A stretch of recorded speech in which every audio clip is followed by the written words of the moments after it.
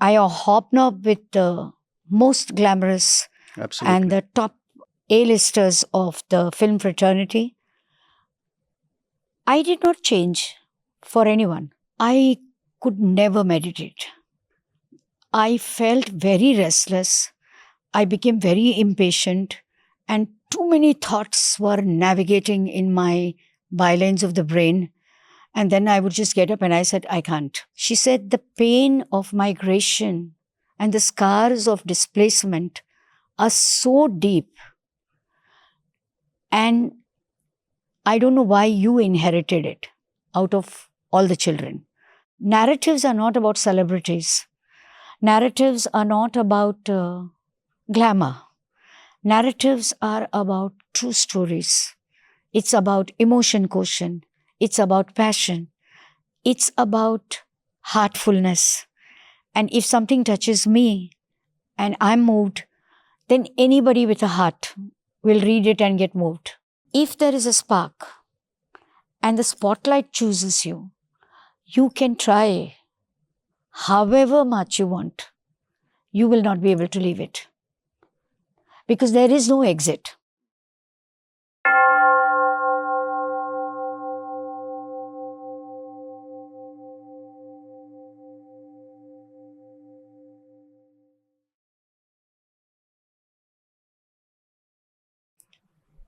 So thank you so much, Bhavna ji, for taking time out and coming to the Kana studio. That's so kind of you. You're on a short visit to Kana Shantivanam, and in this visit, you could fit this in. I'm so thankful. So I wanted to ask you, how's the trip been so far? Before I tell you about the trip, I want to tell you that I've done so many interviews over the years with so many podcasts, so many studios here and also abroad. Of course. Nobody has started the podcast or the recording with a prayer the way you did just now, a small meditation. And it's a very good feeling when you are introduced to this kind of a culture because even today, some people, before they begin their meal, they say a prayer, or before you begin your work, Absolutely. you say a prayer. So I want to appreciate that. Thank you. Thank you so much. So the Kanha trip for me just happened out of the blue. I was aware of this place, but not really with the name association, because there is somebody who is a volunteer here, a family, who is a family friend. And she kept sending me books of Daji. And that book is always by my bedside. As a reviewer, I have to review a lot of books, lot of series, lot of movies. So I am constantly overloaded with content. But whenever I could not sleep at night, it was like beside me. So I would get up and prop up myself in the bed and then read Heartfulness from any page, and it kind of engaged me. Then my birthday was coming, my milestone birthday, and I was wondering what to do. And then I didn't want to do a party, and I had blocked the dates. And I opened my inbox, and I see a mail from Kanha saying that this is a place and we would like you to visit. And I immediately say yes. And she's unprepared for me to come so fast and so quick. And she says, ma'am, I don't think it's going to be possible. But now I'm older and wiser, and I know and feel it in my bones that when something has to happen, it'll happen, even if the opposite person is not prepared. So I told her, think about it, look into your schedule, check out the logistics.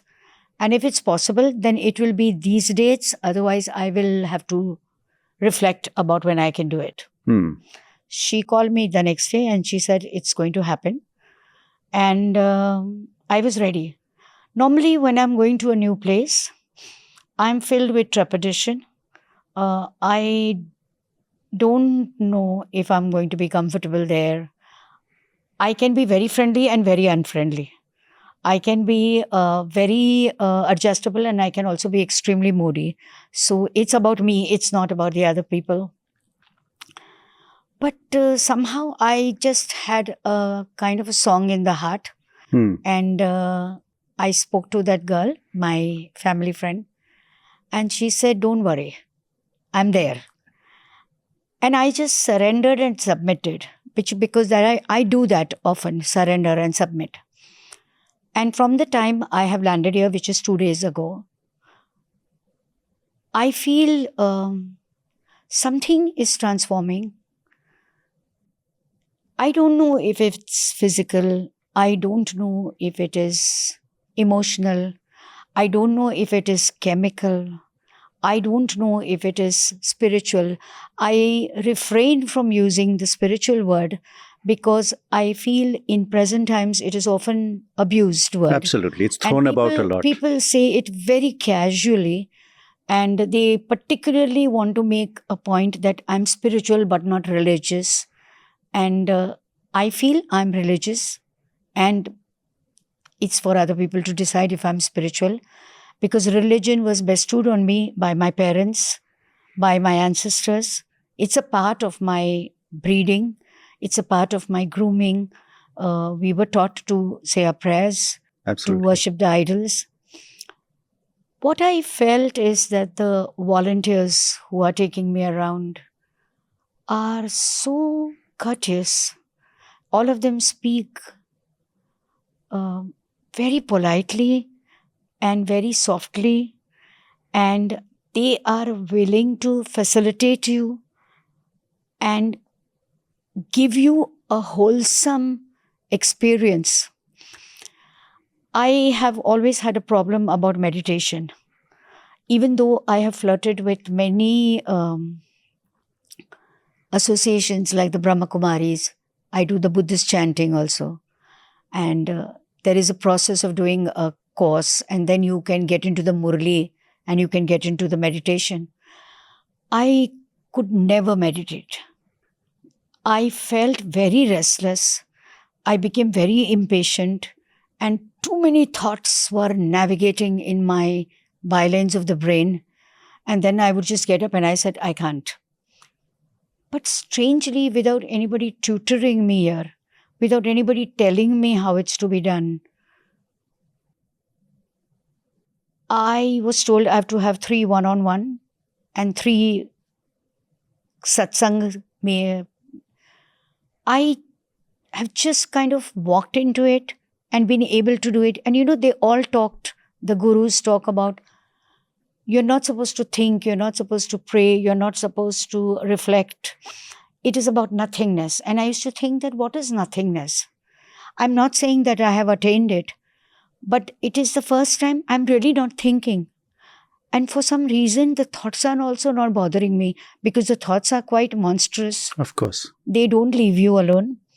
And the Mumbai lifestyle that I come from is so fast-paced. Absolutely. And show business that I'm associated with is so merciless that I'm able to sit still for that 40 minutes or 30 minutes, I'm not keeping account, and feeling a certain calmness. Yesterday, I think it was overdone.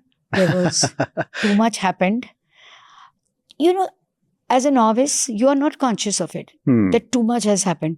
But when people around you start saying that too much energy, then you start feeling that what has come inside my body. So, different days, the meditation left a different emotion. Mm-hmm. The first satsang, I felt nothingness. The second, also, I was feeling calmed, drenched in some kind of tranquility.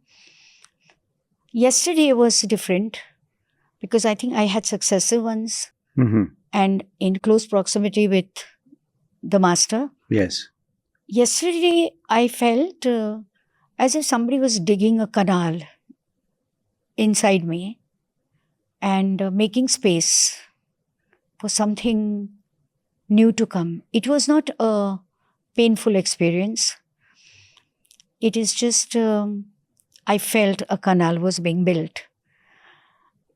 When you go to a physical doctor and when you are going through an ailment and he asks you to describe your predicament or what you're feeling, I always feel that the doctor always listens to you with his eyes and he just nods.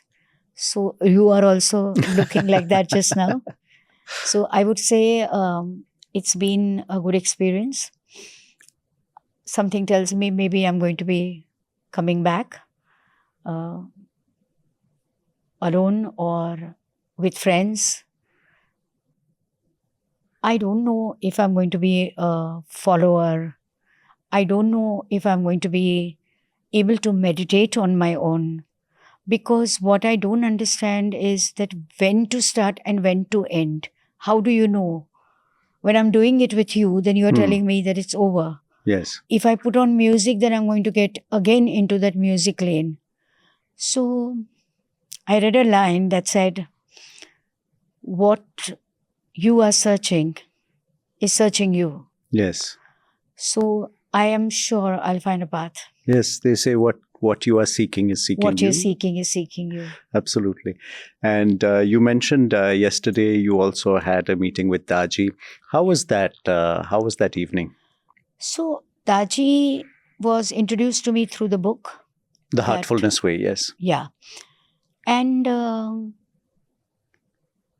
I woke up in the middle of the night and started reading. And it said that he called a friend who lives abroad and said that I have a mission for you. You come and you're going to talk to me and we're going to work on a book together. And I thought as a writer that this is an unusual beginning. This is not how books get done. So I was reacting to it as a seeker and also as a writer. And then as I read the details and the conversations are very lucid and free-flowing, and it doesn't have an agenda. It doesn't have a structure. So it's like the water flowing and you flow with the water. And there is no hierarchy. It's not like he's the master and he's the devotee. He's asking curious questions that a reader, a follower would want to know. And Daji is answering those questions not in a synthetically spiritual vocabulary. It is colloquial Absolutely. conversation. So that attracted me. And then I saw him at the satsang. And he's a regular guy.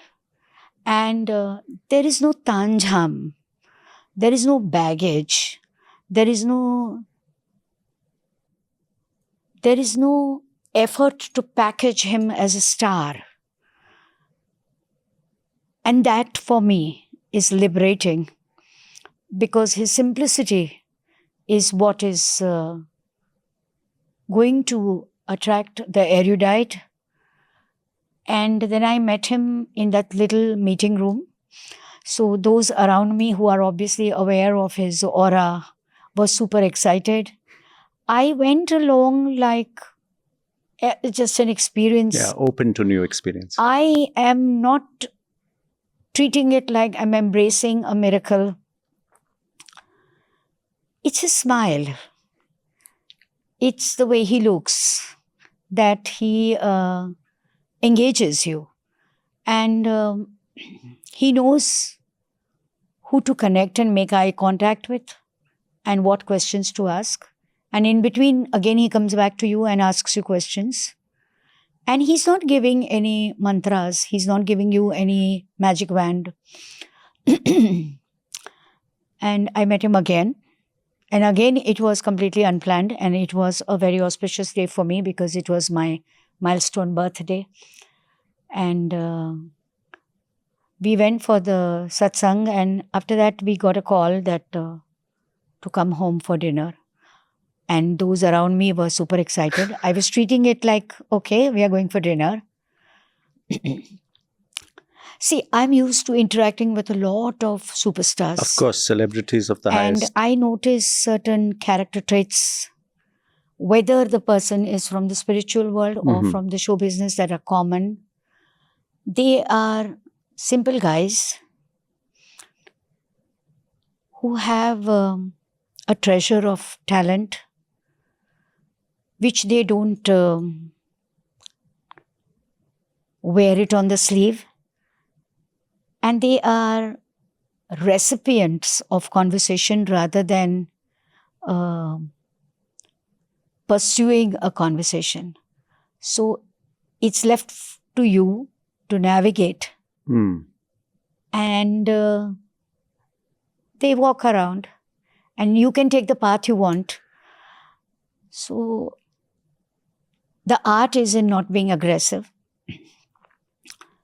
but it was nice. And then when I was leaving, he said to my caretaker that how many meditations has she done, how many one-on-one she's done, who is doing it. You know, he's into micro.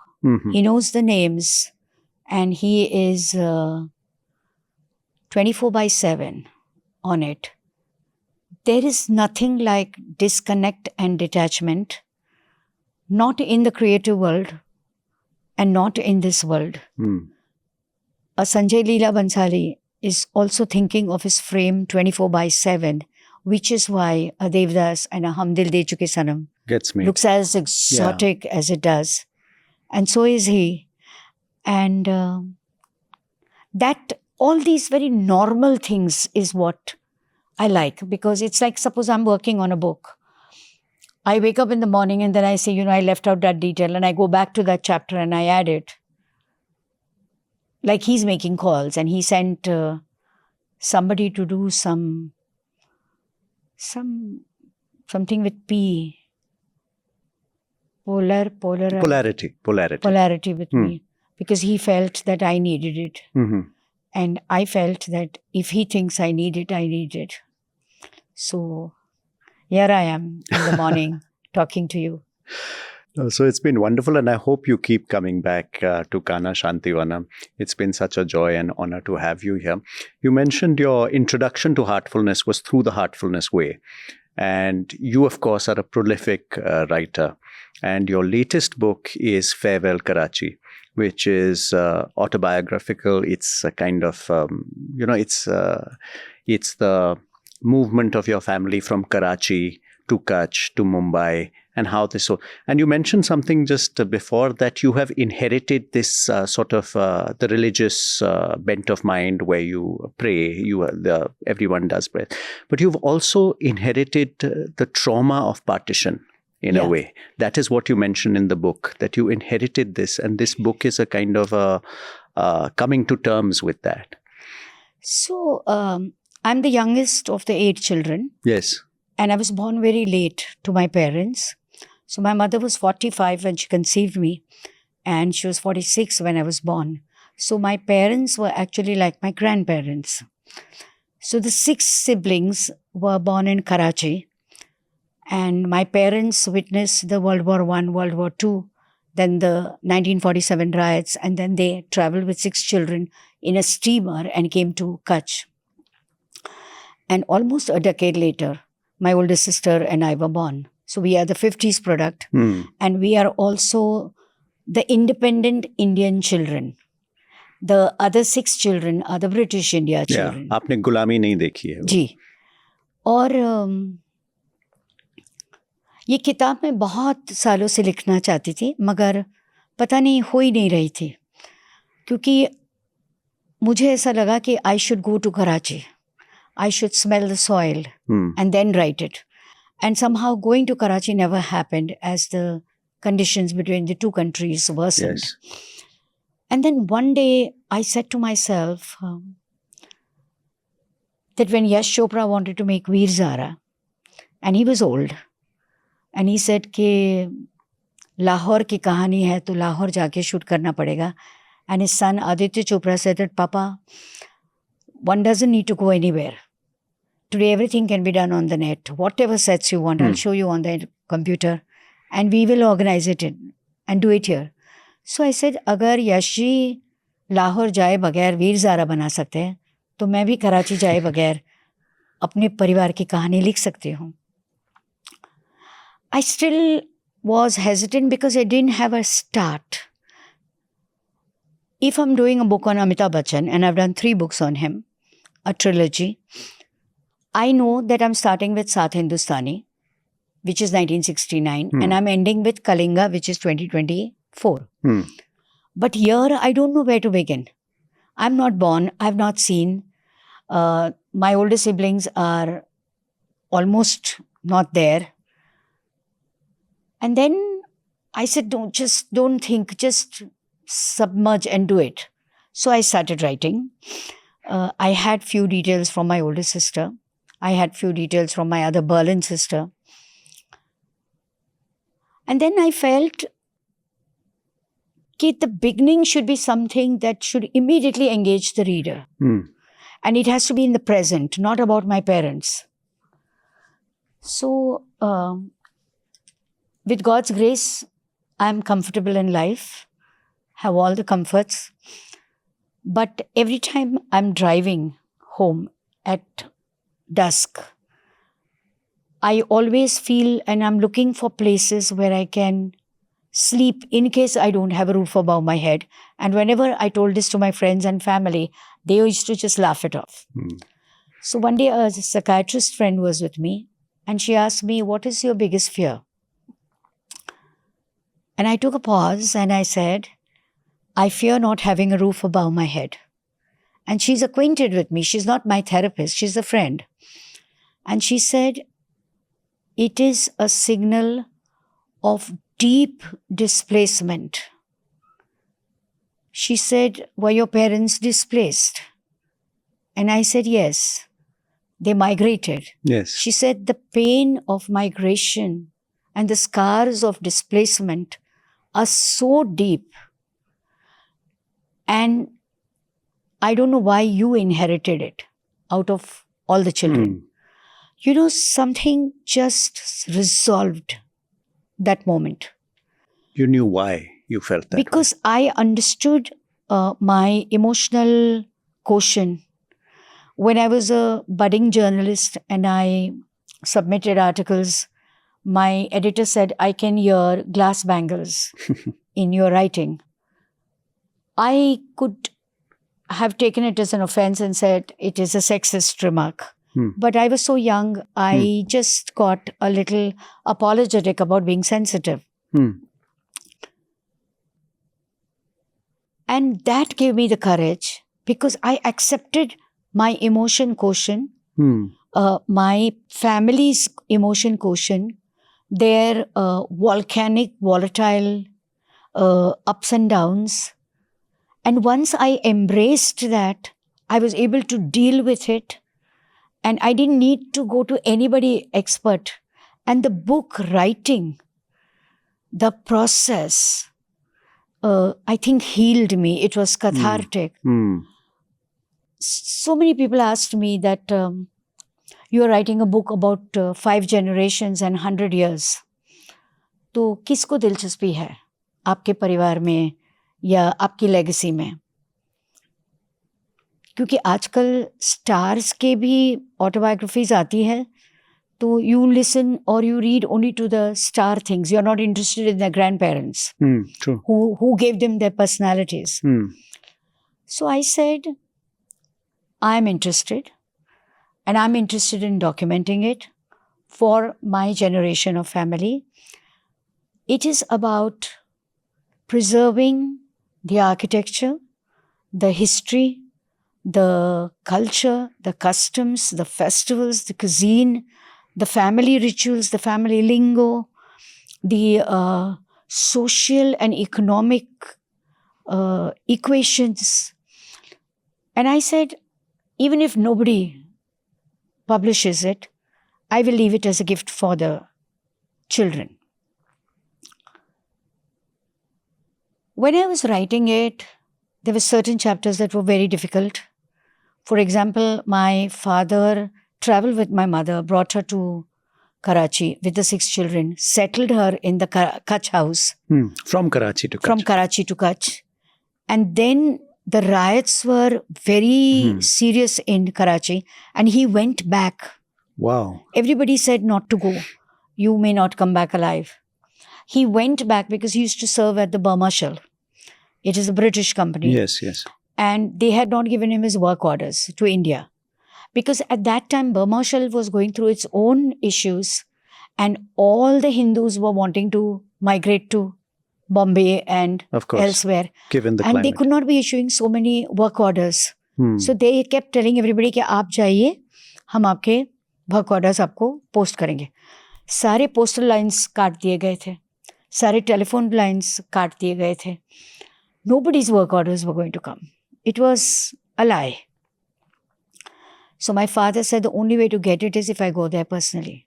He went there, and when the bosses told him to go back, he said, I have 8 mouths to feed. Hmm. I will not leave without the work order. And there must have been something so earnest about him that the Gora melted, Huh. and he gave him his work orders the same day. After it took a while.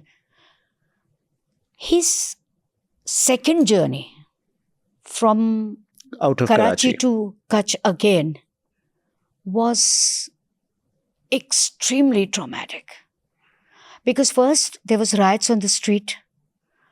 2, it was very difficult to get steamer tickets. 3, there was violence and carnage all around. 4, he managed a steamer ticket. He reached the port with his 3-month advance salary hidden inside his vest, and he reached the port. But in a steamer that could accommodate 300 or 350, there were more than 3,000 people. Oh my goodness. And there was no way he could reach the gate. And when the ship sailed away, there was an outcry of anguish from everyone left behind.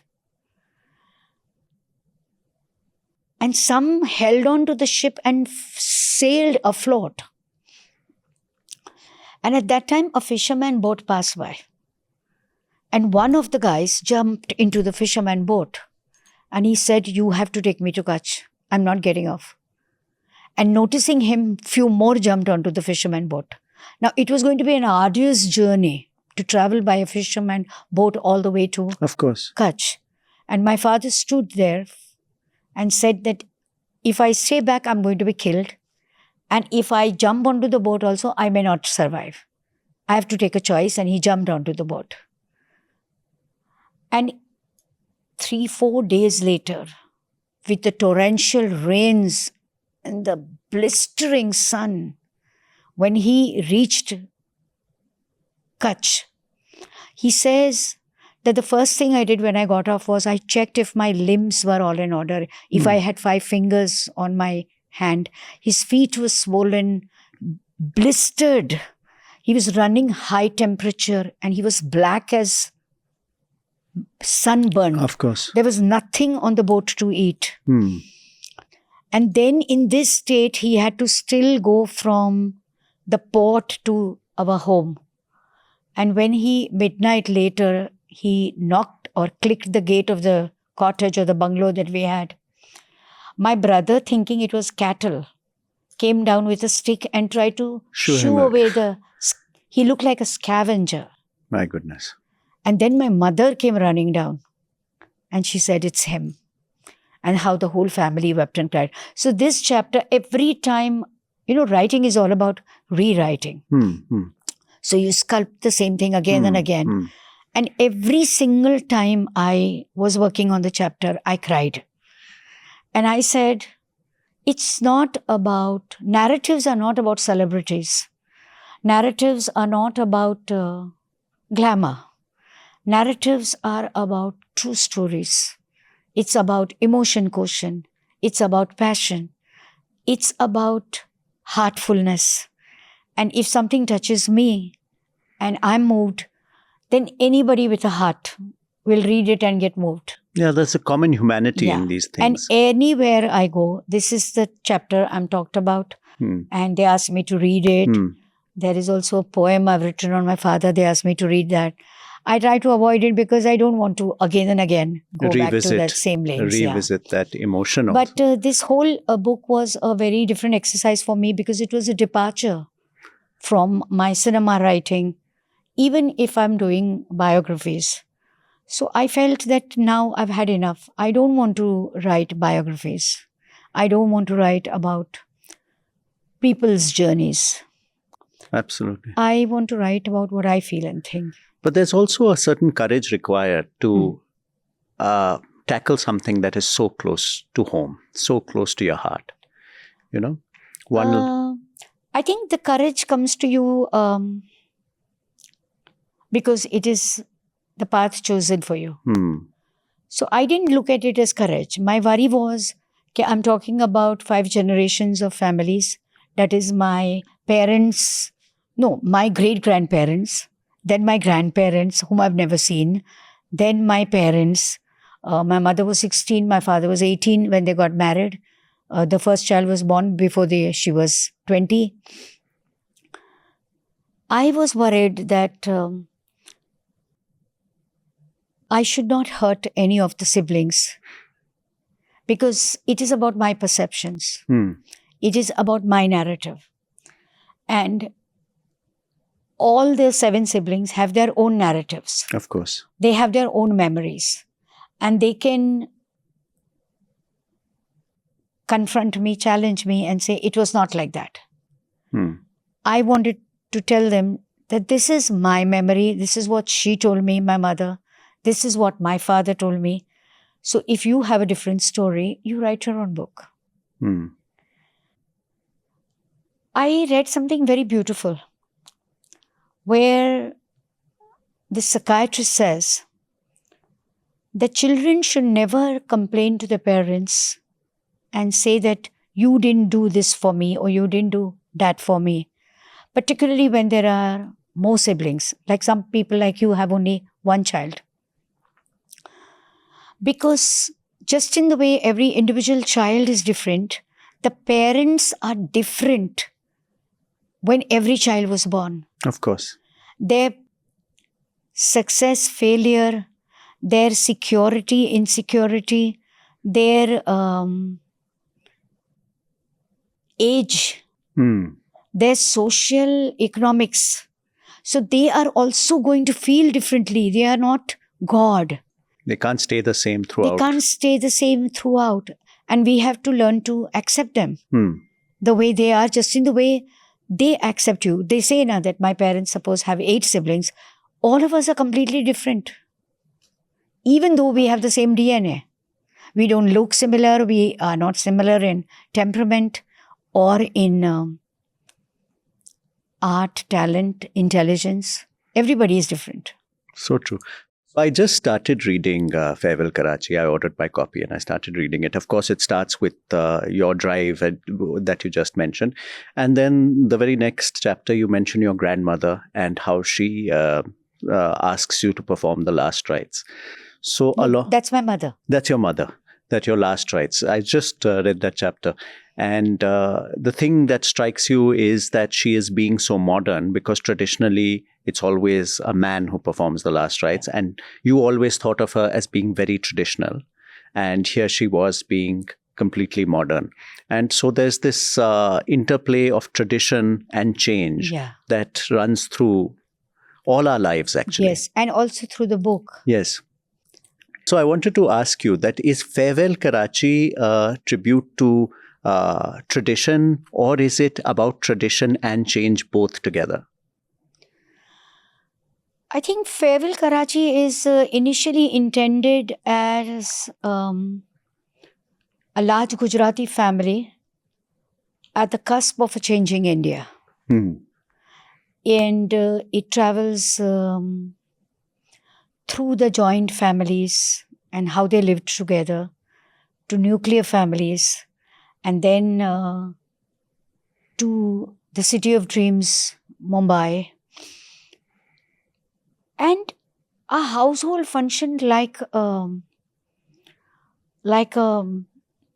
hostel, because the older siblings were training the younger siblings, and the younger siblings were training the last 2 leftovers, me and my sister, the Freedom India children. There was a discipline in the household, which was not like suffocating, but there was a place for everything, where you kept your shoes, where you Hmm. kept your clothes, where you did your homework. And there was no miscalculations. There were manners. You couldn't be lying down when the elders were around. Absolutely. You could not be stretching your feet and sitting anyhow. There was a way you greeted them. All my ancestors, when they ate their food, there was a small dish beside the plate. And they removed everything from the plate and put it on that small plate because it was an offering to the ancestors. And everybody did it. Hmm. Somewhere it stopped Hmm. with the siblings or with us. I think all these things just flow into the book. Hmm. So one person who read the book said that there is so much detailing even about the festivals. For example, in the Gujaratis, Raksha Bandhan is not so important, but Pasli is. And Pasli is an antithesis of Raksha Bandhan. In Raksha Bandhan, the sister ties a Rakhi to the brother and asks the brother to look after her. Yes. In Pasli, the brother ties, there is a 7 thread with 7 knots, which is dipped in turmeric Okay. the previous night. And the brother ties this On the thread sister's wrist. on the sister's wrist. And the sister promises to look after the brother. Wow. And there is a supari given to her. She breaks it into 7 pieces, and it implies that she's breaking the brother's enemy into 7 pieces. And on that morning when we have a shower, a head shower, the mother always knocked on the bathroom door and told you that 7 times you take the water and put it over Hmm. your head, Hmm. that you are taking the calamities On your because head. you have the brevity to be able to. Deal with it. So these kind of things. Then the kind of cuisine, there is Yeah, a Saurashtra cuisine where the Kutch, and that is a part of the Gujarati thing. Or there is something that the mother cooked so well that her siblings liked and my siblings liked, like dhoklas. And how it is a staple diet, Hmm. just in the way South India has curd rice or lemon rice. Or Yes. so Yes. just we were so content with just chai and dhoklas.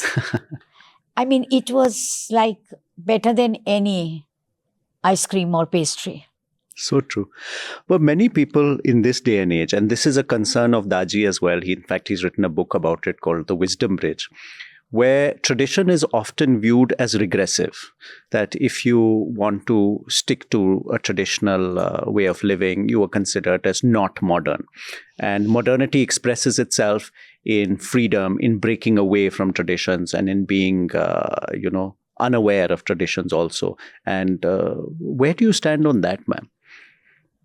I wear my tradition as pride. I am what I am because of my circumstances, because of my parents, because of the values and the tradition they give me. And I hobnob with the most glamorous Absolutely. and the top A-listers of the film fraternity. I did not change for anyone. Often when I meet people, they say, but you don't look like a film journalist. So I ask them that, am I supposed to wear furs and feathers like Helen and do a cabaret for you? So all my college friends are far more glamorous than I am. I've always worn long hair. I've always worn saris. And I feel liberated in just being myself because there is no end to this glamour world. They all use designer clothes, designer bags. I'm not here to compete with them. I'm not going to buy those stuff just because I'm hobnobbing with them. I will wear comfortable shoes. I will wear comfortable attire. And I will wear kajal because I think that's the only makeup I know. So I am okay in my skin. Hmm. And I think it makes me stand apart. And it reflects not just in my physical attire, it is also reflected in my writing, in the way I look at show business, in my gaze of my film critiquing. I'm not giving you marks because your production values are great. What is your story? Hmm. Are you engaging me? Hmm. Is it original or are you borrowing it from the South region or from Hollywood? For me, the game changer is always original content. If you are telling me an original story, even if it is crooked, even if it is dark, even if it is against the rule, even if your technique is not developed, you are using small sets, it is all right. You engage my heart. That is a game changer for me. Hmm. And it's interesting how you came into this thing of film critiquing, because your background is actually, you studied criminology, you have studied Bharatnatyam, and you studied journalism. How did the film world happen then? So, after my graduation in psychology, I did 10 papers, experimental psychology. I took up law, and I was somebody in a hurry. So, I was doing law college in the morning, college, and I was doing journalism college in the evening. So, I thought that I would get 2 post-graduation degrees at the same time. Law was 3 years, Mhm. and diploma journalism was 1 year. And I was freelancing. Wow. Living up to the whole Bombay lifestyle of being super busy. Yeah. So, when I finished my college, my father said, it's time to decide whether you want to be a writer or you want to be a lawyer. And I told him I want to be a writer. I think he was disappointed because he felt I will be not making any money and I won't have any post in the way a black coat lawyer Of would have. course, there's a But I security. found law very boring. In the first year, I was wonderful. I got first class. Second year was just unbearable. I just about scraped through it. And I did the third year only because my mother was insisting, and she said, again, the contradiction of how progressive she was, though she was not educated. She said, there's no way. You have to do it. I didn't want to be a journalist. I didn't want to be a working woman, actually. And film journalism was far away. There was no writer in the family. There was no idol worshipping. I had no writer favorite, nothing. I just stumbled into it because I think I just went for a walk-in interview at the Taj Mahal Hotel. Those days there were walk-in interviews and you had to wear a sari and go. And they asked me a few questions and they said, who is your favorite actor? And I said, Shashi Kapoor. So they said, sit down on that chair and write a few questions for him. So I wrote down. Then they said, write the answers for him, how he would answer. So I did it on my own imagination. And there was a panel of people on the desk. They all looked at each other, consulted each other, passed on my paper. And they said, you're on. Wow. We are giving you a job. So I said, what is the job? So they said, film journalist. So I shrugged my shoulder and I said, I don't want to be a film journalist. Were you interested in films then? No, I was interested in movies. Yeah, you used to watch But movies. movies, because my parents were interested in movies. Thursday was a holiday in school and they always took us for a movie. My mother packed all the home snacks in a cloth bag. The movie started and then they used to start one by one passing on those nashta, the dhoklas to us. And my attitude was to don't disturb me because of what I'm watching.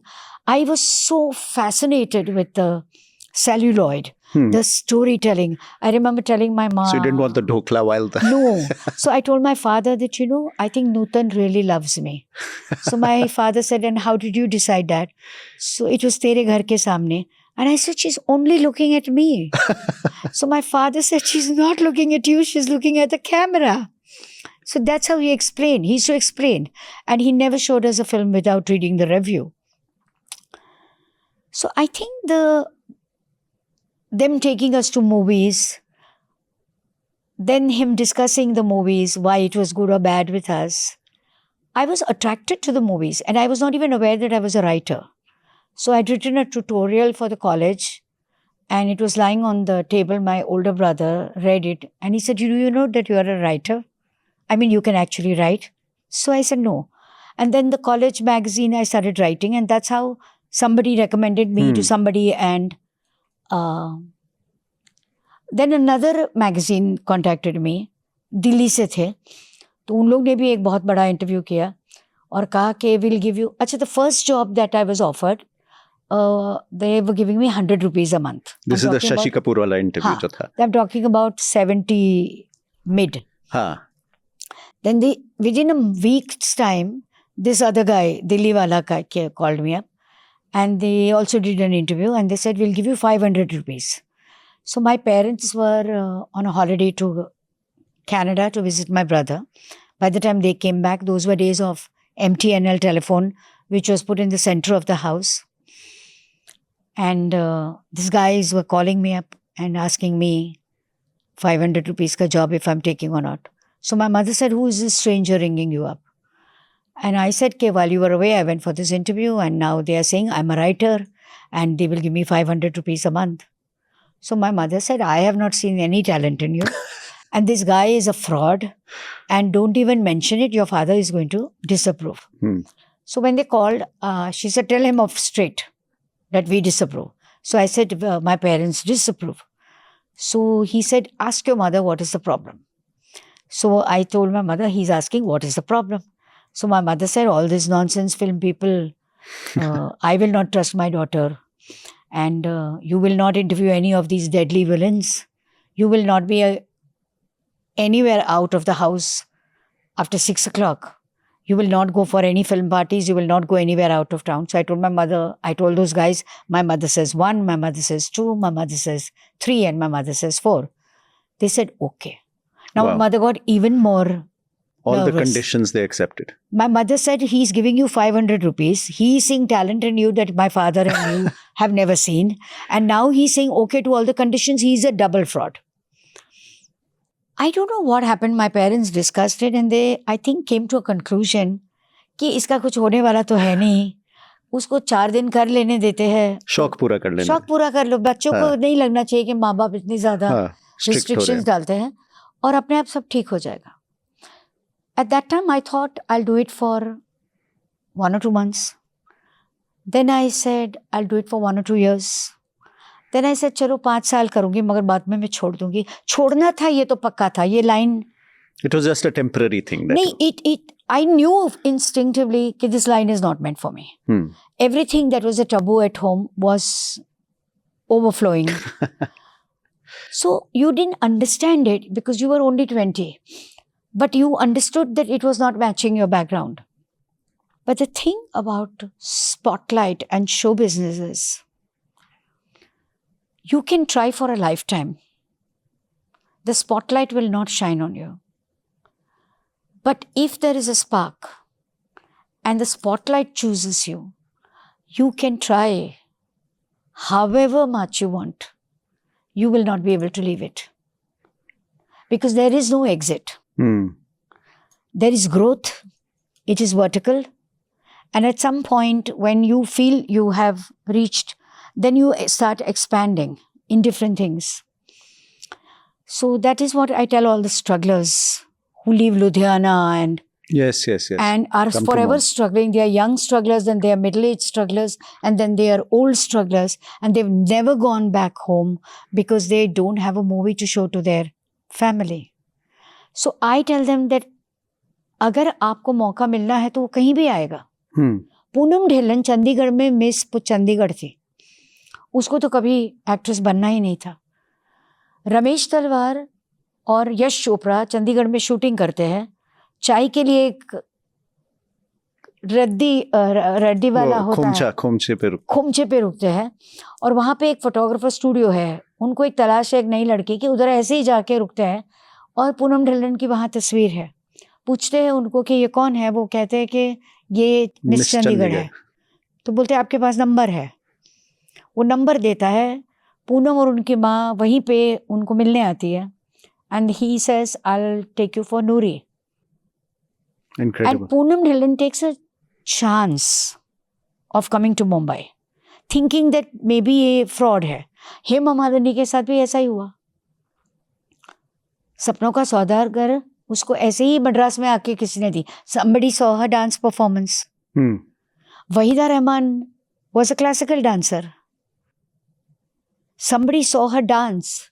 And in a particular movie, they said there is a folk dance number. It should be a very young classical dancer. और उसको ले लिया. और वो dance super hit हो गया कि public demand से वो रील वापस लगाई जाती थी. Wow. एंड वो हैदराबाद में जब ये चल रहा था, गुरुदत्त सामने की सड़क पे डिस्ट्रीब्यूटर के ऑफिस में बैठे थे और उसने कहा ये शोर कौन सा है? तो कहा कि एक नई लड़की है, उनकी तो रील वो बार आई बार. है वो प्रमोशन के लिए. तो कहा नाम क्या है? तो कहा वहीदा रहमान. तो कहा रहमान नाम है तो हिंदी बोलती होगी, उर्दू बोलती होगी. तो उनके घर पे उसने अपने प्रोडक्शन को भेजा. And again the mother and daughter thought they are frauds because that is the only way you can react to it. So classical dance was, as a child I learned. And my father said that if you are serious about it, you pursue, otherwise concentrate on your grades. Because it was a very academic conscious family. Education was extremely important in my family. Everybody is a double graduate. And my father was deprived of education by his father. Oh, so he made sure that none of he you. made sure that his children, he said, I will give my last sweat and blood. Because if you are educated, you will build an empire. But if you don't have a degree, तो कुछ नहीं होगा. फिर जब मुझे पद्मश्री मिला, तो वो सर्टिफिकेट और मेडल सब मिलते हैं, तो मैंने उसको कुछ फ्रेम नहीं किया था, बनाया नहीं था, ऐसे ही पता नहीं क्यों. तो my friend said, you're being very superior, you have to go and get this framed. तो वो जो फ्रेम वाले के पास मैंने भेजा था, तो मैं जब वो लेने गई, तो वो फ्रेम वाला दफ्तर में नहीं था. तो मैंने उनको फ़ोन किया, तो उसने कहा कि मैम मैं आप जरा थोड़ा आधा घंटा इंतज़ार कीजिए, आई एम ऑन माई वे. तो मैंने सोचा अभी मैं आधा घंटा क्या करूँगी, because I am a restless soul, I am have to be on the move. तो वहीं पे I heard a sound of टट्टुकज़ी. You know that the guru plays at Tattukazi. It's a wooden log and there is a stick. उसको बजा के ता थई तैया तई. Yes. Okay. उसको Tattukazi बोलते हैं. So I was very attracted to it and I had to just walk one block. And it was on the ground floor. A teacher was teaching dance. I was standing in the window and she turned back and she said, I'm taking a senior citizen class. Why don't you come inside? I came inside, I said, I'm just watching. She said, no, since you're here, you just do it. I just felt she was so sweet. I didn't want to be rude. So I joined these stranger, all my age group women. And I was able to do it because I had learned it in childhood and it was coming back in flashback. So when I was leaving, she called me back and she said, none of these people have it. You have it. And I'll take private class for you. And I promise you I'll make you a dancer. So I was flattered. But I said, I'm in a very demanding profession and there is absolutely no time. It allows no time for distractions. So she said, and she's a young girl, she's half my age. She said, you give it a try for 3 months. If after 3 months you cannot do it, I will not force you. Within 3 months, she had a annual dance exam. She made the entire course, she made me do it and she made me appear for the first exam. Wow. And within 4 months, she put me on the stage for a solo performance. She taught me an item and she said, do it. And she said, if you don't remember anything, you do what you want, nobody will know. I think her confidence in just putting this 60 plus woman on stage and making her give dance exam. And then I did the second year, then I did the third year, then I did the fourth year. So that's how Bharatnatyam happened from child. So one can see a pattern of flow, ma'am. You said you go with the flow of things. You're like you are here at Kana Shantivanam. Even that one dance class that you just you see. I'll tell you what it is. Rudy. The world of artists and the world of academics or corporates is completely different. An actor works in a film and say he gets X amount of money, which he thinks is less than what he deserves. But he does it trusting the team and having faith that in the next film, he will take him and he will give him more. That is the way the art world operates. The publishing world, if you don't negotiate everything correctly for yourself before the appointment letter is written, they make difference in everything. In the phone they give you, in the car they give you, in the cabin they give you. Because it's all about grades. Sure. So I came from the publishing world where I was told, don't give in till everything is correct. And then one day I got fed up of that baggage as I got older. And I said, I don't care. I will submit to the universe. Follow and your I'll heart. go with the flow. And any opportunity that comes my way, I will grab it. Wow. Whether it is dance, whether it is a stranger meeting me, asking me to do a podcast, whether it is broadcasting happened to me out of the blue. He just called me and he said that, ma'am, come into the review of Pa. I did the review in English and I got back home. And within 15 minutes, I was called back. And the CEO said that, Bhavna ji, आपने तो अंग्रेजी में किया है, हमारा तो पूरा Hindi belt है. तो आपको तो फिर से करना पड़ेगा. तो मैंने कहा, हिंदी मेरी ज़बान नहीं है. I was not comfortable with Hindi at all. And in Gujarati family, we don't speak Hindi at all. Also, there is a Gujarati problem, जो प्राइम मिनिस्टर मोदी की स्पीचेस में भी नजर आते हैं. HAI है, HAIN है. कहाँ है यूज करना है, कहाँ है यूज करना है, ये बहुत अलग है. तो I don't even remember the Hindi script to write it. So because he insisted, I don't like to give up anything without a try. I want to give it my best shot. I came and wrote it in Roman and I went back and I did it. I think the engineer was shocked that why the CEO was recommending this girl or woman. So he finished recording and he said, ma'am, just wait for a minute. He went and got the CEO into the recording room and he put it on and they listened in my presence. It was very embarrassing. I could see it was not good because it's not my vocabulary. They heard it again. And my CEO said, diction is wrong, dialect is wrong, but there are two things which are very good. One is the voice and the second is the content. And I'll gamble with it. And you have to promise me that you'll work on your Hindi. Now, it was that phase when I was between two jobs. So what I did was, I could not afford more tuitions at that time. I started watching Hindi news.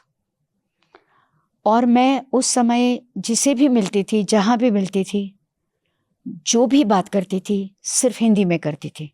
और जब सामने वाला मेरे से हिंदी में बात करते थे, तो मैं बहुत ध्यान से, कानों से, आँखों से सुनती थी. कहाँ पॉज लेते हैं, कौन से अक्षर पर कहाँ एम्फसाइज करते हैं. और within some time, I was getting there. Vocabulary was still a problem because the vocabulary Hindi फिल्मों से आया है. तो I would write it and suppose I've written के anxiety. So I would come to the recording studio and I'll call one of the RJs and say, अरे रानी सुनो वो anxiety को हिंदी में क्या कहते हैं. So she'll say one or two words and I'll say, नहीं, it doesn't sound like me. Then somebody will say, उत्तेजना. तो I'll say, हाँ, उत्तेजना थोड़ा फीमेल वर्ड साउंड करता है. तो अभी ये शब्द भी नहीं पूछना पड़ता है किसी को. और अब सब खुश है. अब मुझे जहाँ भी मैं जाती हूँ तो लोग कहते हैं कि मैम हिंदी में बोलिए, हिंदी में आप ज़्यादा साउंड अच्छा करते हो. It is because they have got used to my shows and it is because they connect to that shows. I just feel you are a student and you have to keep learning. So that's why when I work with youngsters, I tell them, don't get intimidated and don't treat me like a guru. I'm nobody's guru. You let me flow with your pace. And when I can't cope, I'll tell you I can't cope. So I started learning computer also very late because I always had at my position 2 secretaries. So I never had to look at a mail. She was just telling me and I would say that respond to this. iPhone is also a teacher. I type my own manuscript on the laptop or on the desktop. I prefer to work on the desktop. But still there are so many apps to learn. AI is a monster that is lurking. Everybody tells me you should do the course. I don't know. I just feel AI is going to cripple the brain. And right now, whether I'm doing dance, you know, how many steps on the left, how many steps on the right, when does this mudra come, when does that mudra come, all that, you're using your brain. And because of that, you're not going to get into dementia. True. जैसे dance में एक बहुत खूबसूरत श्लोका है, यथो हस्तस तथो दृष्टि, यथो दृष्टिस तथो मन, यथो मनस तथो भाव, यथो भावस तथो रस, कि जहाँ हाथ वहाँ नजर, जहाँ नजर वहाँ मन, जहाँ मन वहाँ भाव, और जहाँ भाव वहाँ रस. और मैं तो कहती हूँ कि जहाँ रस वहाँ Krishna. How beautiful.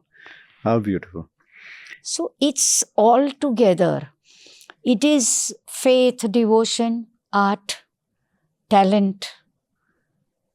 Everything is together. Yes. So even the Farewell Karachi, I said, I have not done book like this, I'll do it. There are 2 kinds of artists. One, a filmmaker or an actor who says, I'll do a superb role or a superb film. Perfectionist. Until I get that film, I will not कुछ नहीं करूँगा. करूँगा. हाँ. और मैं ऐसा मानती हूँ कि वो परफेक्ट रोल और परफेक्ट डायरेक्शन कब आएगा क्या मालूम. तो मैं ही खुद परफेक्ट नहीं हूँ तो मैं क्या परफेक्ट क्रिएट करूँगी. तो जो आता है मैं कहती हूँ कि मैं अपना बेस्ट शॉट दूंगी.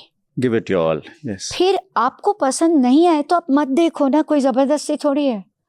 अगर मेरी किताब आपको पसंद नहीं आती है तो मत पढ़ो. मैंने अपना अच्छा दिया है and I can only rise to the level of my potential. Even if I write whole day and night, I will not be a Shakespeare. I will not be a Bernard Shaw. So I am happy to be just Bhavna Somaya, and I'm okay to hang my boots when the time comes, and I don't want anybody to remember me. I think there is this constant thing between perfection and excellence. You know, excellence is just your, when you excel yourself, that is excellence. Whereas perfection is something that is far away and that is difficult to achieve. You know? Yeah, so it is all about... excelling in your own... excellence is also a very superior word. I will say improving. And giving a better version of myself. So, for example, when I go back from Kanha, I feel everybody so courteous and so polite and speaks so softly. I am volatile, I'm volcanic, I fly off the handle. But I have no qualms in apologizing immediately. So I'm taking away from here the tranquility, the quietude, the aesthetics, and the universal bonding that all of us are connected. And if I'm meant to come back, I will. If I'm meant to contribute, I will. And if not, not just in Kanha or in my dwelling place, I'm content. I'm contained. I feel gratitude. There are so many journalists, so many writers that I got my spotlight. And immense gratitude for the parents who never made us feel deprived, even when the pockets had a hole. There was no longing, yearning for anything in school, in college. The supreme confidence of being able to walk into any place. meet anybody from the Prime Minister to, the other day I was walking and a scavenger smiled at me. And I was taken aback.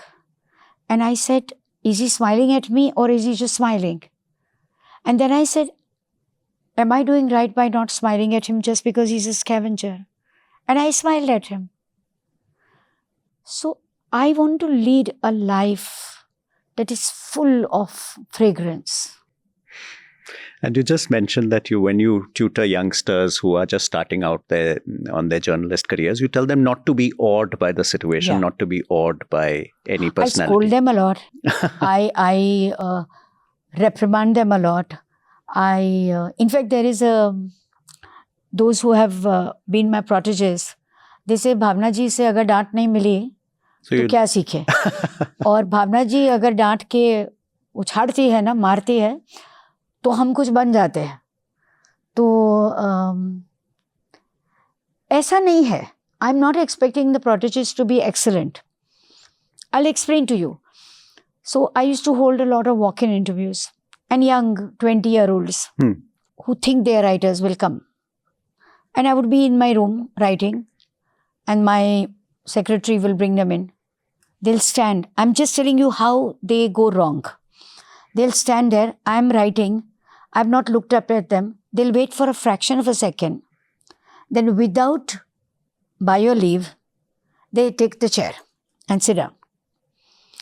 That is the Gen Z. In my generation, you don't sit down until you ask. Until you are asked to. After that, it's my wide desk. There is a telephone, there is a computer, there is my tray, in tray, out trays. They are carrying their biodatas and everything in a plastic crackling bag, which they just shift my tray and place that plastic bag. You cannot do that. You keep your plastic bag down. After that, you ask them for their bio, and they give you a standard bio that they have been taught by their teachers, which is the same from A. Achala to Z. Zenith. There is no originality, nothing. You ask them to introduce themselves, they will just say Aishwarya. They will not take their full name, that I'm Aishwarya Shekhar, Sekhar, Saigal, whoever. After that, you tell them, so you are wanting to be a writer? She says, yeah. So I said, so what have you written? Have you brought me something? No, ma'am. What do you write? Ma'am, I write when I feel like. Do you read the newspaper? Yes, ma'am, I read. What was the headline today? Today I didn't read. Okay. Will you write something now and give it to me? Yes, ma'am. What is the word count? What is the deadline? So I tell them the word count is 300 words, least. And the deadline is an hour. You will go out. My secretary will give you a computer and you'll write it. 2 hours, the person is not coming to the room. I asked my secretary, where is that person? Ma'am, she said she has got a call from home and she's gone home. Also, in the manner they present themselves, they don't understand what clothes have to be worn for an interview and what clothes have to be worn for their peer group. What way they have to address me and how they have to address. There's so many people who call you just Bhavna. No, ma'am. I'm okay if they are comfortable. But you want the moon. The first thing they ask you is, what is the salary? My first salary was 100 rupees. And my first thought was, what will I do with so much money? Because wherever I went out, my mother gave me 10, 15 rupees in my hand. And that was enough to last me to travel, come back, have one samosa also. So 100 rupees was not something that I'd seen it together. 500 rupees was not something that I'd seen it together. And when that 500 salary was given to me, my father took me. First, my father sat me down and taught me how to write a check. The whole checkbook, I made mistakes, but he taught me. He took me to the bank, made me open an account. And when I went to the account, that there were no relationship managers. There was just everybody, the whole bank was good to you. And she said, there is something called a recurring deposit. You should save your money. That person there, who is not even the manager of the bank. So I tell her that from this 500 rupees, you make 3 recurring deposits of 100 rupees. One for me, one for my father, one for my mother. So at the end of the year, I have saved 9,000 rupees. Then my father puts 1,000 rupees in that and makes it into a 10,000 FD.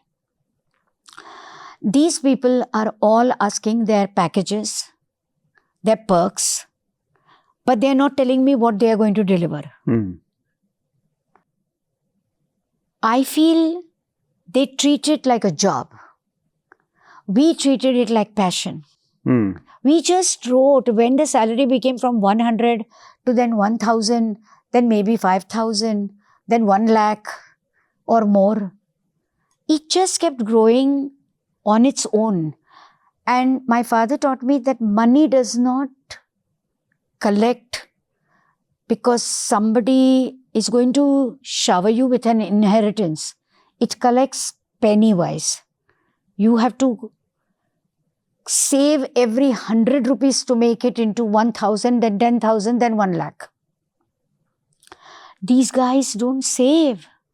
They spend it on themselves, on their clothes. I dread to think of a medical calamity. Salman Khan ने मुझे बहुत अच्छी एक बात बताई थी.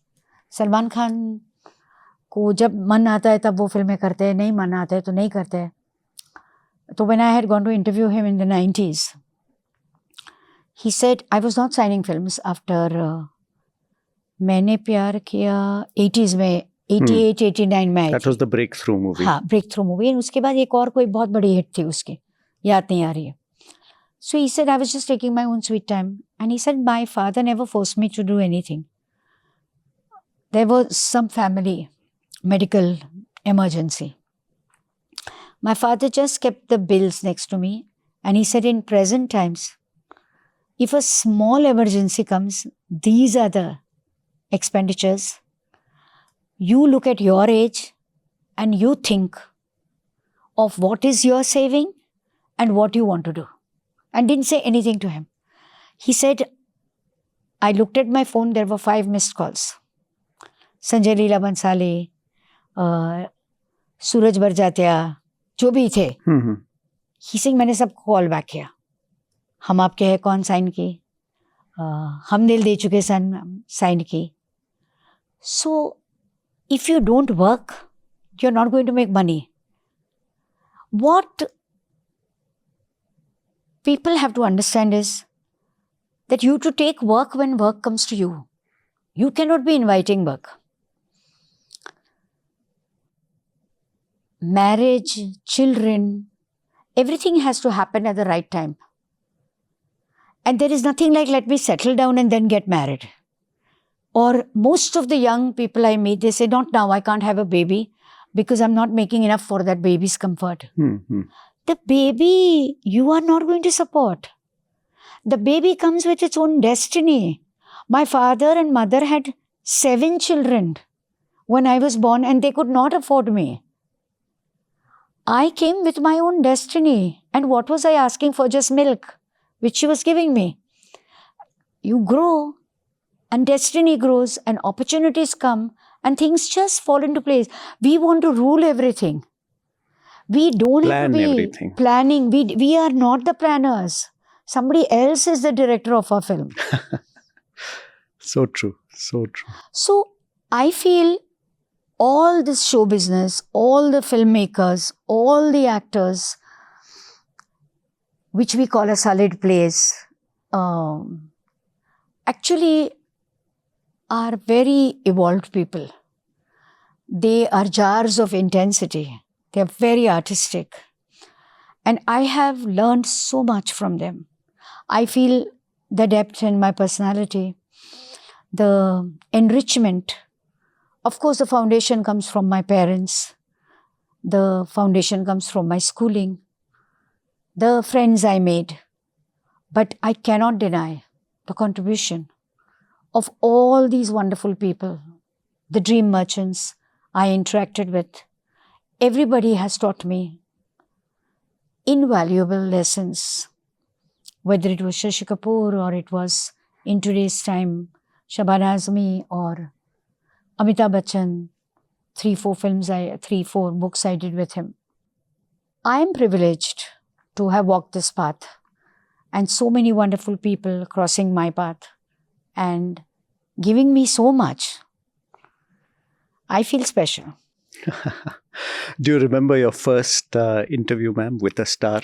Yeah, I've told this story so many times, but I'll tell you again. So I was in college and I would be in the canteen with my friends chatting, cutting chai. And suddenly those people from Delhi will say कि इसको जाके interview कर लो. तो ऐसी कोई हमारे ज़माने में ऐसी कोई ग्रूमिंग नहीं थी. मेरे बैग में ना कभी कोई कोम होता था, ना मिरर होता था, ना कोई फेस वॉश उस वक्त होते थे. जो कपड़े पहनकर घर से निकले थे, ऐसे ही वो पब्लिक ट्रांसपोर्ट से आप पहुंच गए to a studio in Dadar. I was told I had to meet Rekha. So Rekha was shooting there. I saw her from far, but I didn't have the confidence to walk up to her. So when she went somewhere in another direction, I went to the makeup room. Her hairdresser opened the door and I said, I've come to meet Rekha. And she let me in and she let me settle down. After a few minutes, she came in and she said, I just saw you out. So I said, yeah, we must be the same age. And I said, I've come for an interview. So she said, I have to get ready and the director is waiting. After I have got ready and the director is not ready with the scene, then I will give you an interview. Otherwise, after I finish my scene, if you're willing to wait that long. So I picked up my bag and I was getting up to leave. And she looked at me and she said, it's very hot outside. Don't sit out. You sit in my room, but I will not be able to talk to you till I'm ready. So I nodded. It was the first time I was sitting in a female star makeup room where she was getting ready. She was shooting for Dulal Guha's Do Anjane. She played a Bengali character. And I saw the process of getting ready. So the makeup dada is putting some pink on her face, then some blue, then some red on her lips, then maroon on her, then sindoor. Then the hairdresser takes over. Then she made many braids and then she made a beautiful bun. Then she put silver bells in, usko pura saja diya. Uske baad makeup दादा को बाहर भेजा गया. फिर उसको बंगाली साड़ी पहनाई गई. उसके बाद वो आम चेयर पर बैठी. फिर उसको आलता लगाया गया. तो पूरा श्रृंगार रसा, nail polish, finger rings. When she finished it all and she looked at me and she said, no, they've not yet called me. You can ask the question. I just stared at her. She looked so dazzling that I forgot my question. So she said, question hai na? So I said, haan. Then I opened my bag and I took out the questions. I'm talking about this was in mid-75. Wow. No, mid-76 I became a journalist. In 26 I'll complete 50 years. So it must have been 76. 76 to now. Over the decades, I've interviewed her innumerable times. She's the same with me. The compassion she showed when she let you sit in the room. Let me sit in the room. Because it was a relationship built on a foundation of trust. She liked the questions I asked. I graduated from being a struggling cub reporter to an editor, to an RJ, and have interviewed her on different mediums at different times. But it's not just Rekha ji. I think with everybody you've developed that trust, be it Amitabh Bachchan ji, Hema Malini ji. That came just naturally to you. Yeah. So it just comes because you are you. And I had made it my rule that I'm not going to get into controversial things, or I'm not going to get into personal lives of stars. It's not my problem. I was interested in their work. I was interested in their growth as a filmmaker and as an actor. I was interested in how they worked on their craft. And I focused my questionnaire on that. And whenever I was asked to do something else, I refused. I had the courage to And I think refuse. that brought the dignity to the interactions Yeah. also. Because all, So it is not about the publishing house. It is not about the editor. It is not about the star. It's about me and my choices. I didn't want to do it and I didn't do it. I was not willing to compromise on my ethics. And it's no big deal. My parents would have done the same. yes, So I'm doing what they did. so true. And has it happened that sometimes that professional barrier is crossed and you become personal friends also? I think all of them are friends. Some very personal friends. Others who are aware of our journeys together. The 90s onward. So I would say Shah Rukh, Salman, Amir Khan. They are all a decade younger than me. एक बार मुझे शाहरुख ने कहा कि ma'am मैं आपकी किताब पढ़ रहा था और you been around for a long time तो if I known I would have been more respectful I said no you don't have to carry my baggage with you you can be yourself Salman Khan के तो इतने ज़्यादा किस्से हैं क्योंकि उसने उस ज़माने में किसी जर्नलिस्ट के सर पे थम्स अप पोर कर दिया था तो nobody was ready to go near him. He had the bad boy reputation. Bad boy reputation. And I remember he sent a feeler where he asked me and my magazine to interview him. तो मैंने जब interview के लिए गई तो मैंने अपने office से कहा कि देखो 11 बजे का अपॉइंटमेंट दिया है मैं अगर 2 बजे तक ऑफिस वापस नहीं आऊँ तो आप लोग पुलिस स्टेशन चले जाना रिपोर्ट कर लो नहीं तो मेरे को पता नहीं कहाँ हूँ मैं But he was such a delight to interview. I had gone at 12 and I had lunch with him. Then दोपहर को सिएस्टा करके सलीम साहब उठे तो हम लोग बैल्कनी में बात कर रहे थे तो सलीम साहब ने कहा कि क्या बात है अभी तक आप लोगों की बातें चल रही है आज तो शाम की फ्लाइट ही लेकर जाना आप And then I remember him coming down to see me off in the car and then I told him, Salman, आपको पता है ना, you're a very good looking boy. So he's saying, no ma'am, Sanjay Dutt बहुत good looking है. तो अभी भी मैं मिलती हूँ तो वो मुझे बहुत प्यार से मिलते हैं, all of them. सबसे मिलना जुलना अभी थोड़ा थोड़ा सा कम हो गया because the whole process of shooting has changed. We had direct access to them. Now the generation of media managers. Deepika and 2000 Yeah. bhi tak thi tha, Rani and all were there. Rani Mukherjee and whoever else of her generation. I think the 2010 generation has too many managers. Yeah, the image There is a consultants. personal manager, there is a business manager, there is a daily manager, there is a image manager. So what they have done is they've isolated the star. And the star is no more having access to real people. He is living in a bubble.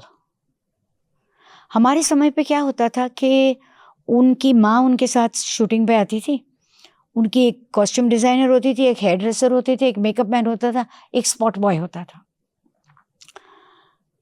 The actors were meeting us more often than they were meeting each other.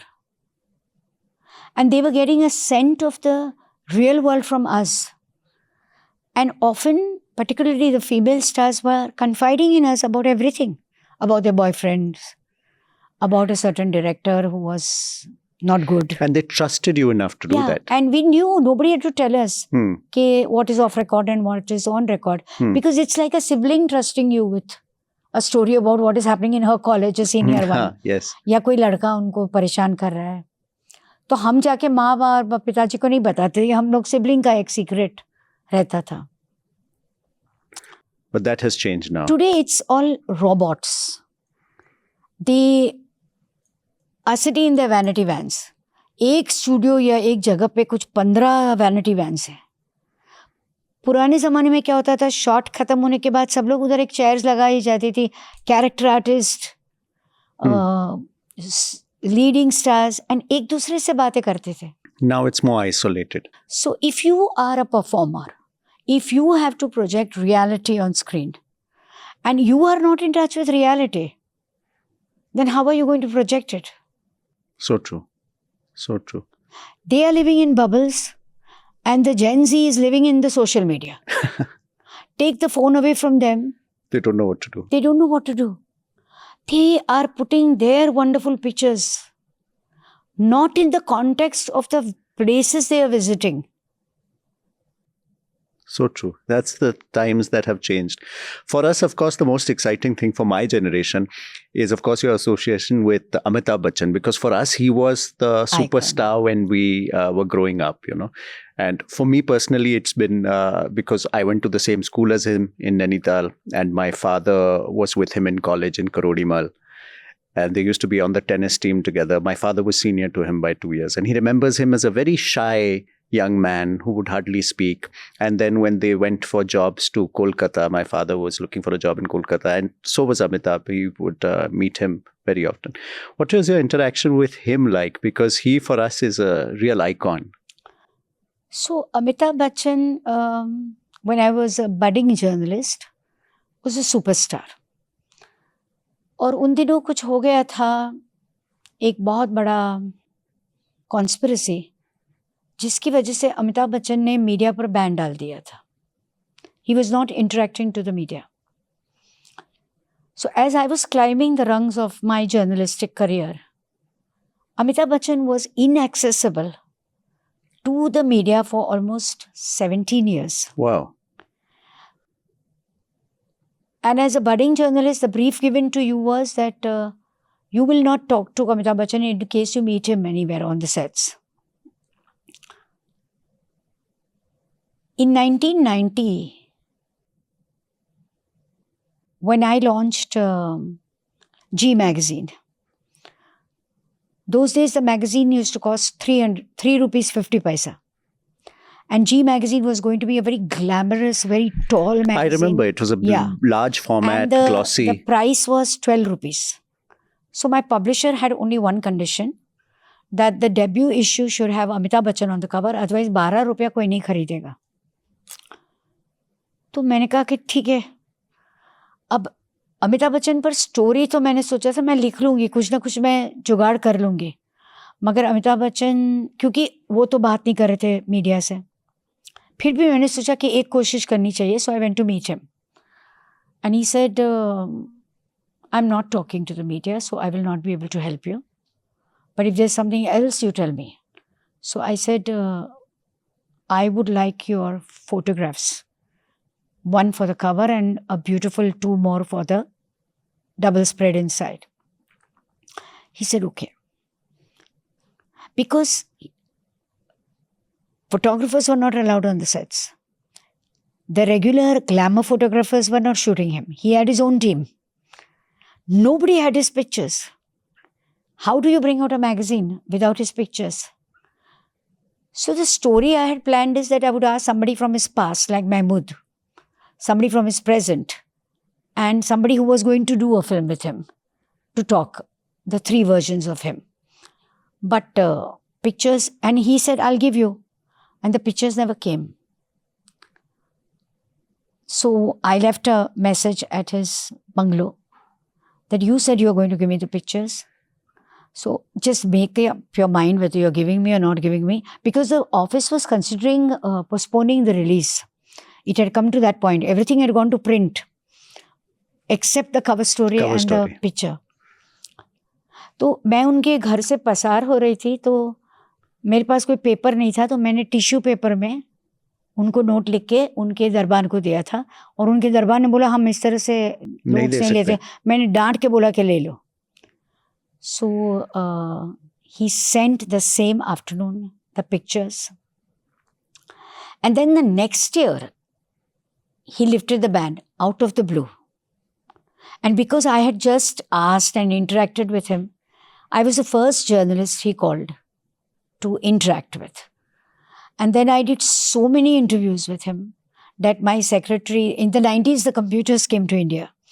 So my secretary said that, ma'am, आप please Amitabh Bachchan पर interview मत करो, क्योंकि I don't know what file to call him. I've called him A, B, Big B, Amitabh Bachchan, ये वो.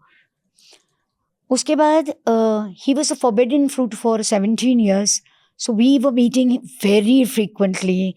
I was traveling with him, attending his premieres, parties. That one book led to another, to another. So the first book is called Amitabh the Legend, which came in 1999, which is kind of a biography, a chronicle, and it's about my conversations with the actor. The second book is called Bachanalia, which is all his film posters from Saath Hindustani to The Last Layer. And it is about trivia related to these films. Mhm. And then the third book came in 2011 called Amitabh Lexicon. Because ek din, I was out with my friends and suddenly we realized we were all talking in Amitabh Bachchan dialogues. हम जहाँ खड़े रहते हैं वहाँ से line शुरू हो जाती है. And I realized that this guy he's a miracle. And I said that there is not a single word in the Oxford Dictionary that is not associated with this film. So I looked up the Oxford Dictionary and I made a list of all the words. And I associated it with a film and a prop in the film. For example, I'll just give one word of an alphabet. A. So it is A, then it is arrow, then it is tufan, and where he uses the arrow. Yes. Then B, it's bottle, film Sharabi, and the scene where he's with the bottle Yes, yes, yes. on the street. C, chain, Zanjeer, and the scene where he wakes up from the nightmare and Wow. you see the. Yes, Then yes. D, dolphin, film Ajuba, and he says Ma, and the dolphin emerges from the sea. So I'm giving you only one word, but in each alphabet there are many words, yeah. Strangely, nobody was ready to publish the book. They said, ये क्या है? आप अगर कुछ out of the box सोचो तो nobody is prepared to think out of the box. True. And they said, नहीं आप उनकी autobiography करो, आप उनकी biography करो. मैंने कहा वो हो गई. कर चुकी आप. मैंने कहा कि किसी को विश्वास हो ना हो, मुझे इस किताब पर विश्वास है और मैं ये किताब निकालूंगी. So the top publishers didn't do it. So I went to a middle of the guy. But I got great reviews. And Amitabh Bachchan तो पता नहीं पढ़ते हैं कि नहीं पढ़ते हैं कुछ भी. उनको जब भी मैं उन पर किताब लिखती हूँ, पहले पूछती हूँ कि मैं ये करने वाली हूँ, तो वो हाँ बोलते हैं. उसके बाद मैं उनकी किताब रेडी करती हूँ. फिर मैं उनको बोलती हूँ अभी रेडी हो जाएगी. फिर रेडी किताब लेकर मैं उनको देने जाती हूँ. वो किताब को देखते हैं लंबे अरसे तक ऐसे. Is a man of few words. फिर मेरी और लंबा ऐसे देखते हैं. फिर से किताब को देखते हैं. फिर किताब रख देते हैं. एंड ही सेज मैं पढ़ूंगा. I have never asked him for feedback. He has never given me a feedback. So it continues. Absolutely. And given his career that he's reinvented himself so many times and he's, No, but I've learned so much from him. He's so disciplined. Even now there are stories of him showing up on set absolutely on time. आप मानोगे नहीं, ये जो जितने youngsters मुझे मिलने आते हैं ना, they will say they're coming at 6 and they will turn up at only 6:25. If Amitabh Bachchan has given you an appointment for 6 o'clock, only once it happened that at 6 o'clock I was getting out of my car at the gate and I got a call. Bhavna, where are you? So I said, I'm at the gate.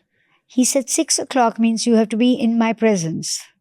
Because क्या है कि आप उनके gate से निकलो, आपकी security होती है, आप अंदर जाओ, उनके कमरे तक पहुंचने में उसका बैन फ्राइडे आपको ले जाएगा 5-10 मिनट हो जाती है. Maybe I can flatter my school by saying that was put into us in Sherwood to be on time. Yes. But it's been so fascinating talking to you, ma'am, all these stories. And I really wanted to come back to one book that really fascinated me in the books that you've written. I haven't read it, but I just read about it. It was Keshav. This is a departure from film. It's about, in fact, I'm thinking now that you saw Nutan looking at you, and Keshav, the premise is pretty much the same, that Krishan is always looking at us individually. You know, we all feel that Krishan is our own personal sort of... Beautiful. How nicely you connected it. It is such a forward thinking. What you have just said is marvelous. Yes. So how did Keshav come about? So, out of my 20 books, the last one is a family memoir. The first book was Amitabh the Legend. And immediately in 2000 was Salam Bollywood, which is, I wrote it because I felt that I was a 20-year-old middle class girl who stumbled into show business where everything was a la grand, and I survived. So I wanted to write this book about my non confidence, my thought process, my observations about the show business, so that other young girls who tomorrow become film scribes should know that I went through the same thoughts, and it is all right to feel different, but you will survive. So that is kind of also autobiographical, like a diary of a journalist, with all real anecdotes with the actors. I have done one book on Garbh Sanskar, shaping of a seed, I called it, where somebody came from Gujarat and they told me that they've done this research and they have done it in Gujarati and they want me to write an original book in English. And you'll be surprised that after doing that book, I don't have children. I felt the experience of motherhood was complete for me because it's from the womb till the child comes out. And I don't know what it is about this book, but all my friends, daughters-in-law, all other proteges, young who are married, thinking of having a baby, not planning it, unable to conceive it, whoever I have given this book to have called me up within a year and conceived. Wow. So I'm talking about the departures. In 2008, I heard an audiobook of a Gujarati writer called Kajal Oza, and I loved it. And I told her I want to translate it, though I had never done a translation, though I'm not good at the Gujarati language. I've never learnt it. And she agreed. And that is called Krishna, the God who lived as man. The book talks about Krishna's relationship with the women.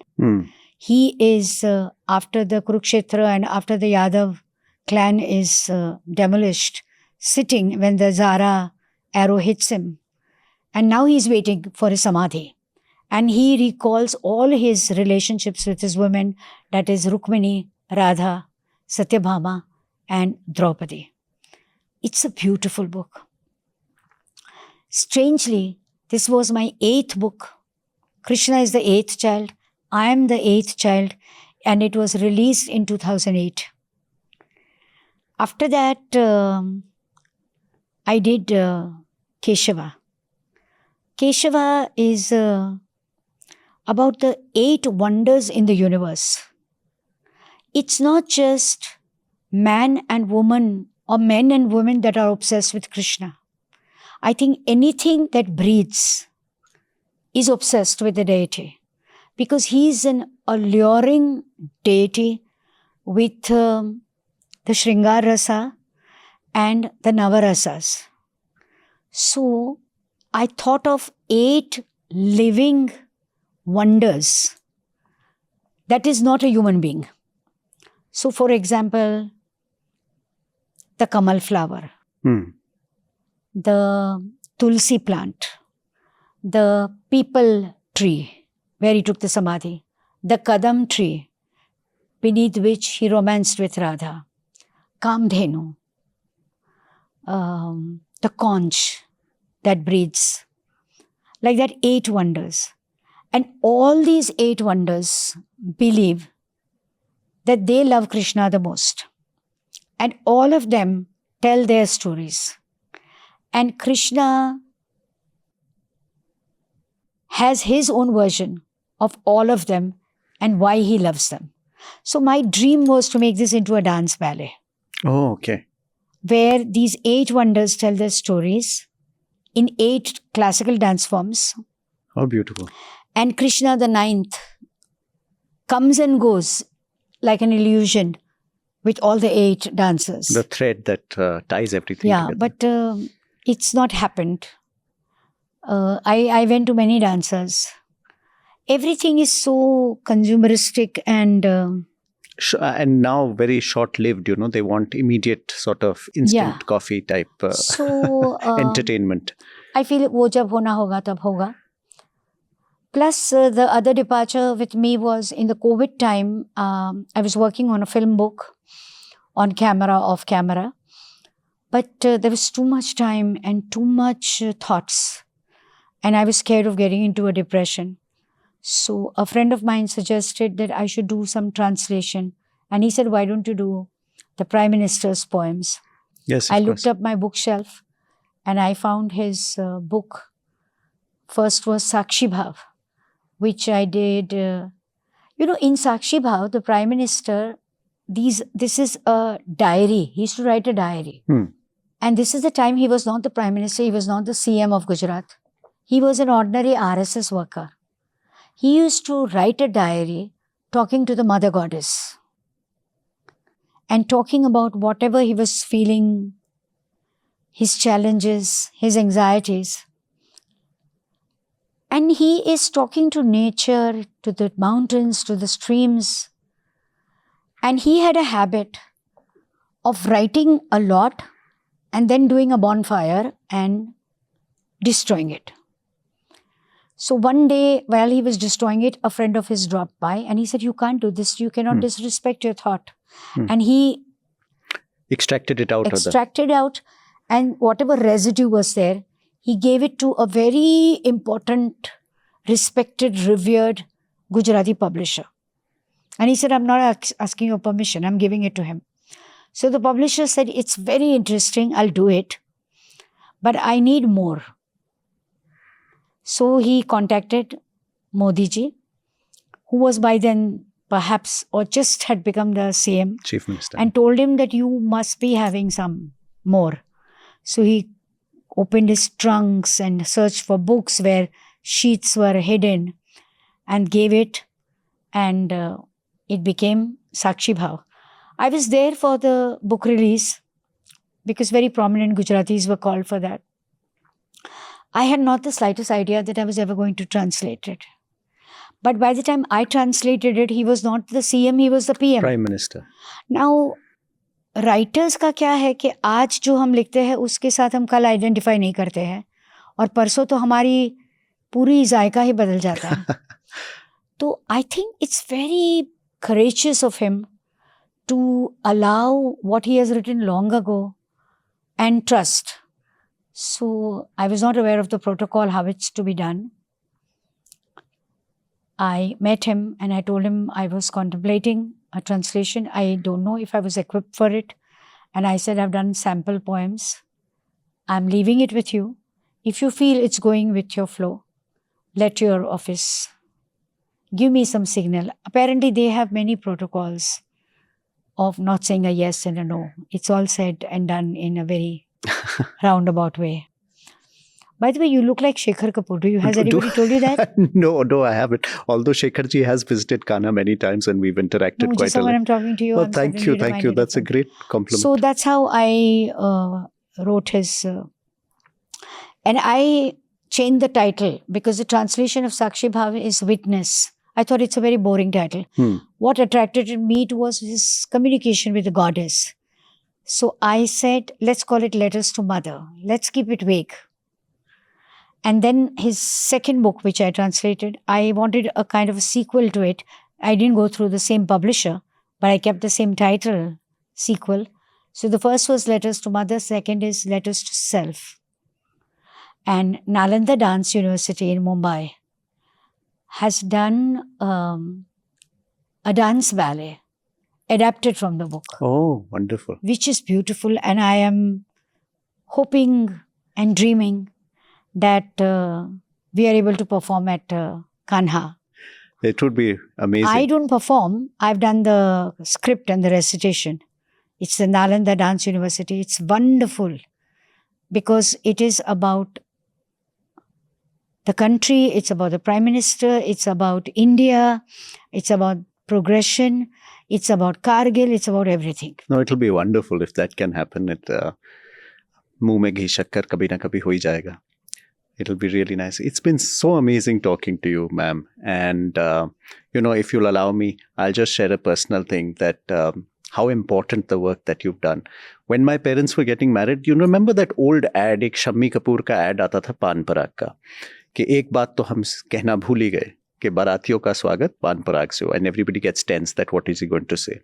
So when my parents were, it was being arranged for them to get married, everything was set, and then my mother's brother, her father had passed away long ago, so the brother was doing the arrangements, and he said, but I forgot to ask you one thing.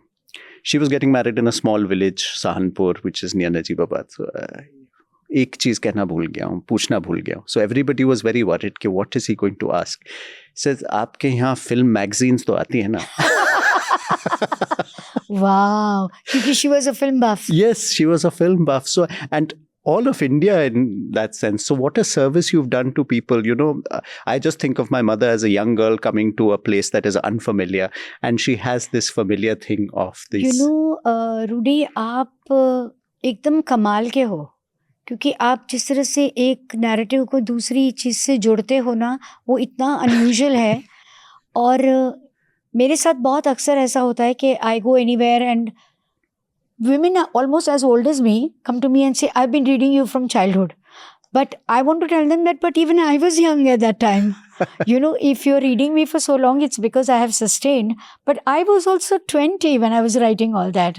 Whether it was Cinema Journal, then it was Super Magazine, then it was Movie Magazine, then it was G Magazine, then I became screen editor, then I became RJ at Bollywood Big FM. So, no, but it's been you've had such an impact on people, and people carry you in their heart. So it's just a wonderful service that you have done, because cinema really and cinema writing keeps so many of our people. It sees them through thick and thin. I am feeling very good that I'm chatting with you. This has been a very easy flowing conversation. And I hope that my beautiful Aishwarya sitting there and your team have enjoyed the conversation, because you all are the first test of the audience. जैसे sensor board में पहले 4 इंसान देखते हैं and we know that this film is going to work or not work, उसी तरह से ये 2 इंसान सुनते हैं. तो it's been an absolute honor. Thank you so much. I wish you and the broadcast at Kanha all the best.